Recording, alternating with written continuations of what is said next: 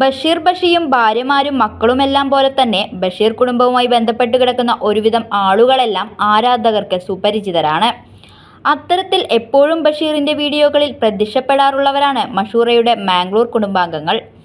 മഷൂറയുടെ ഉപ്പയും ഉമ്മയും അനിയനും ഭാര്യയുമെല്ലാം വ്ലോഗിലെ സജീവ സാന്നിധ്യങ്ങളാണ്.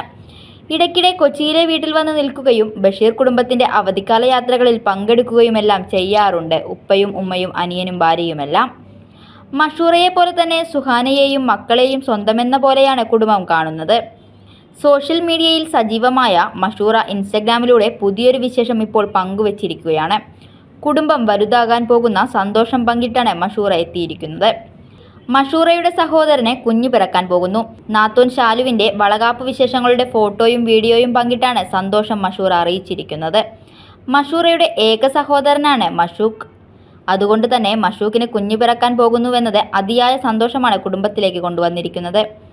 ജീവിതത്തിലെ പുതിയ ഘട്ടത്തിലേക്ക് കടന്നിരിക്കുകയാണ് ശാലുവും മഷൂഖും.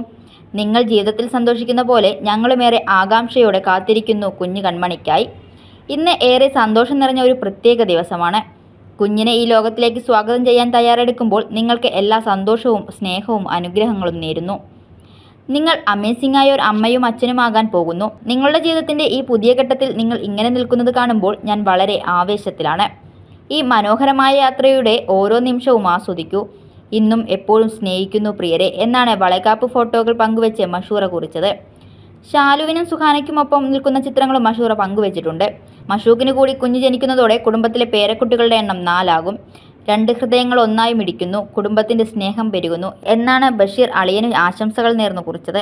മഷൂറയുടെ പോസ്റ്റ് പ്രത്യക്ഷപ്പെട്ടതോടെ മഷൂഖിനും ശാലുവിനും ആശംസകൾ നേർന്ന് ആരാധകരുമെത്തി.